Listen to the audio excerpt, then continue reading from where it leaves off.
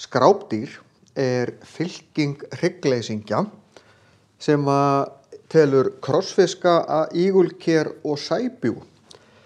Þetta eru geislótt dýr, þar að segja, eins og krossfiskur, hann myndar yfirleitt svona 5 arma stjörnu, en ef við skiptum henni niður svona, þá eru þessir 5 armar, myndin mín ekkert nákvæmlega þannig, nokkurn veginn eins. Munnurinn hérna undir miðjunni, en skrápdýr flokkast samt þróunarlega séð eða flokkunarfræðilega séð með tvíhliðadýrum. Við erum tvíhliða, hægri og vinstri hlið, í meginatriðum eins að utan, vegna þess að lirfurnar þeirra eru tvíhliða, en fullorðnu dýrin eru geislótt. Dýr eru annað hvort tvíhliða eða geislótt. Yfirleitt þetta 5, það alveg til krossfiskar með 10 arma, þá eru 2 armar saman í einingu. Krossfiskar eru skemmtileg dýr því að þeir eru með varafrumur í líkamanum og í örmunum. Ef maður klippir hérna af og tekur þetta í burtu, að þá vex nýr.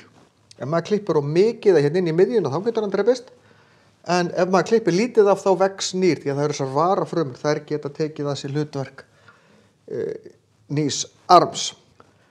Skrápdýr almennt rándýr. Ígulkerin eru líka svona geislótt, líta oft einhvern veginn svo út, munnurinn hérna undir oft með gadda.